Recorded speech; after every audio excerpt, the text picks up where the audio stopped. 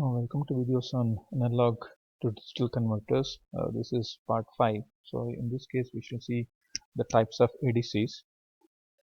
Of course, in the previous video we have actually started with one of the basic type of ADC, that is DAC based ADC.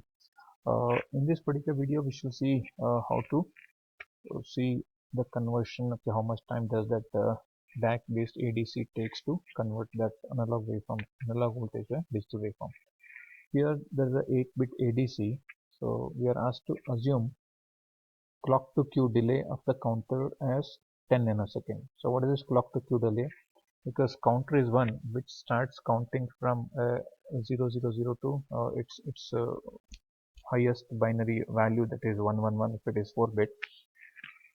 Now as soon as we apply the clock, the output will not come immediately, it will take some time. So that time is called as the propagation delay or clock to Q delay, meaning upon applying the clock, how much time does that counter takes to give the output is called as clock to Q delay.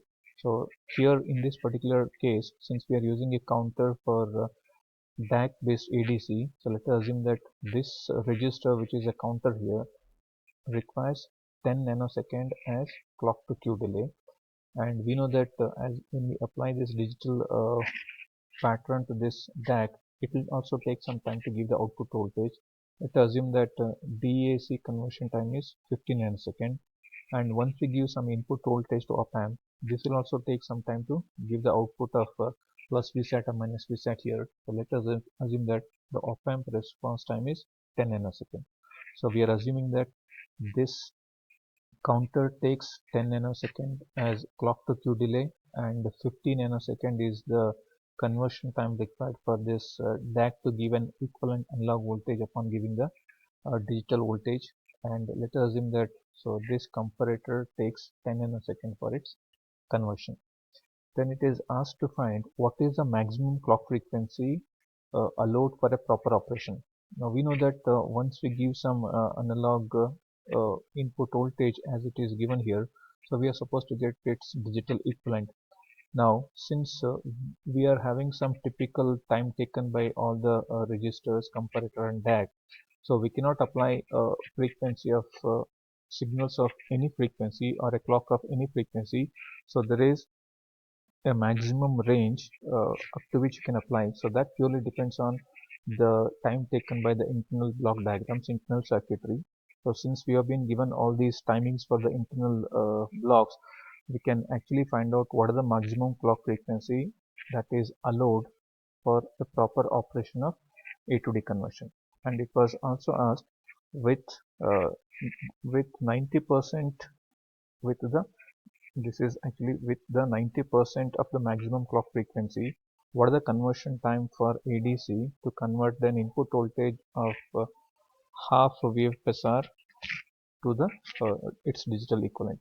So we'll see how to evaluate this maximum clock frequency and what are the time taken by this DAC based ADC to give the digital equivalent when it is when the input voltage is half of the full scale range. So as we know that the total time taken, you can apply the next clock first. The minimum time for applying the next clock edge happens to be the clock to Q delay of this, the time period, the conversion time of this DAC, that is plus the op-amp time. So the minimum time required before you apply the next clock edge is equal to clock to Q delay, the conversion time of your DAC plus the response time of this op-amp. So since we have been given all the values of these timings, so this comes out to be 70 nanosecond, meaning we cannot apply next clock edge before 70th nanosecond. So maximum frequency has to be always less than 1 over that time period, so which is nothing but 1 over 70 nanosecond, which comes out to be 14.28 megahertz. Suppose if we apply a clock to this ADC, which is comprising of a counter, a DAC and a comparator, we have to apply a frequency anything less than 14.28 megahertz so that we can get a proper operation of this ADC. Suppose assume that you are giving a frequency more than this 14.28 megahertz, then we'll not be getting a proper output, because these will not be giving the output voltage faster than what has been specified. So then we're going to get an erroneous result. The maximum frequency of operation for this DAC using these timings as specified is 14.28 megahertz. This is the maximum frequency. We should be always operating anything less than that. Suppose if the operating frequency is 90% of that 14 point, okay, maybe this is 28 or 48. So this comes out to be a 12.85 megahertz. So this is, of course, we are supposed to always operate at a bit lower frequency to make sure that we are operating safely. So now we applied 90% of that maximum frequency, which happens to be 12.85 megahertz. Upon applying that clock frequency, the conversion time to convert half VFSR input voltage. So we are applying input voltage of half of the full scale range. So the time required is, because we know that half of VFSR is actually half of the full scale range. So we know that in a DAC based ADC, the amount of time required to give the output voltage depends on what is the input voltage amplitude. If the input voltage is full range, the amount of clock required is 2 power n minus of 1. Assume that it's a 8-bit one. If it is 8-bit, you are supposed to have 256 minus 1, almost 255 clock cycles. Since the input voltage is half of the full scale, so it requires 128 clock cycles. So it is 128 multiplied by the time period for one clock cycle. So with a frequency as 12.85 megahertz, the time period for one clock comes out to be 77.77 nanosecond. It requires 128 clocks to convert that half of V full scale range to its digital form. So it requires 9.95 microsecond as the conversion time for this DAC based ADC. Suppose the input voltage further increases, so this time will going to further increase. That means to say, the limitation of a DAC based ADC is the counter must be stepped at a low enough frequency so that ADC has to settle within each clock cycle. So you cannot apply clock frequency very fast, so that if your ADC is not giving the proper output, you cannot apply the next clock pulse. The counter must be stepped at a low enough frequency to allow the DAC to settle within that each clock cycle. Before we apply the next clock, we should ensure that this output voltage is settled, and then we are giving a proper signal here so as to continue the clock or not to continue the clock. So we cannot apply a very high frequency signal. Then consider that a conversion can take as many, so the conversion will take as many as 2 power n2 minus 1 clock. So this is 2 power n minus 1 clock periods are required to convert full scale range. So this is what the amount of clock required is 2 power n minus 1. So as we discussed in the previous slide, if the number of bits are 8, it is 2 power 8 is 256 minus 1. So it requires 255 clock periods to give a complete operation. Now, as we know that since the number of clock cycle required is too much, so this is a very low speed operation. For example, for a 12-bit ADC with a frequency of 1 megahertz as a clock that is applied for the counter, it will take 2 power 12 minus 1, that is 4.095 millisecond to convert the full scale input voltage. So as we discussed in the previous slide also, as the number of as the amount of input voltage changes, the number of clocks required to give the digital output waveform also changes. The maximum time a DAC based ADC takes is when the input voltage is full scale range.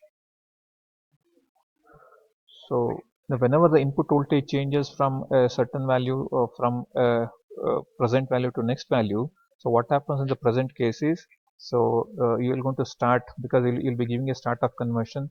So as soon as the input voltage changes, you give a startup conversion, then it will reset, it will start from 0 0 0. It is comparing, it will increment by 1, it compares, increment by one more 1, it compares. Likewise, it is keep on comparing as long as this V plus becomes greater than V minus, so this counter will keep counting. So maximum time will be taken if suppose if the input voltage is close to VFSR. So that's why we saw in the previous example, if the clock period, if the input voltage is too much, so it takes too much of a time because it has to start from 0 to uh, that maximum value, unless it is compared, and if it is more than that, unless the output voltage of your DAC is more than the input voltage, so this will be keep counting it. So only when this V naught becomes more than this V in, it stops, then only it gives output. Now instead of doing so, a better approach for a DAC based ADC is, if VI has not changed drastically since the last conversion. Assume that if your VI is not changed too much, then you don't start the counter from 0. You allow the counter to start counting from the most recent code rather than restarting from 0. Suppose if the variation in the input voltage is not too much, don't all the way start from 0, because you are actually wasting time from 0 to that value, because it was told that there is no too much variation in the VI. In such case, will not be, of course it is a better way to start from the previous left out value, so that you can able to catch up with that VI, so that fewer counts will be needed for V naught. Next possibility is, this is referred to as tracking or a servo counter. So why it is called as tracking means, because you're not starting from 0, so you're actually tracking from the previous value. So this scheme uses a register as an up down counter with count direction controlled by the comparator. Now, in the previous example, we saw that, so there is a register put. We assume that let the register be counter. Now, suppose if you want to implement something like this type of better approach, so instead of having simply a counter, you have up down counter. So that register should be replaced by up count counter, and there should be a count direction should be given from the comparator. So if the comparator output goes high, it should count up. If it is going low, it should go low. It should count down. So that type of conversion or the modification has to be done for the previous circuit. You have to replace that ordinary counter by up down counter, and the direction of the counter should be specified by the comparator. The counter will count up if V naught is less than Vi, and the counter will go down if V naught is more than Vi. So V naught we refer here as the DAC output, V in is the actual input. Whenever V naught crosses, comparator changes the state, and of course whenever that V naught crosses, we're going to get a EOC signal stating that okay, conversion is completed.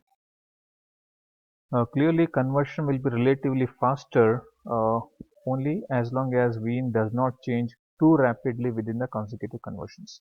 So, suppose if your input variation is not too much, then we can certainly able to get that digital value much more faster when compared to the previous ordinary counter DAC based ADC. For a full scale range, the conversion will still take 2 power n minus 1. You can see now, assume that your voltage has changed from, okay, assume that VFSR is 5 volt. If your input voltage is 3, if 3 has changed to 5 volt, you have to start from again from 3 to 5. Assume that if your input voltage is 5 volt, it will again take a time of a number of clock periods required is 2 power n minus 1. So you cannot avoid that. So this DAC based ADC will always take a maximum number of clock cycles required for a full scale range would be 2 power n minus 1 clock periods. We shall see this successive approximation converters in the next video. The major disadvantage with this DAC based ADC is the amount of conversion time varies with the magnitude of the input voltage.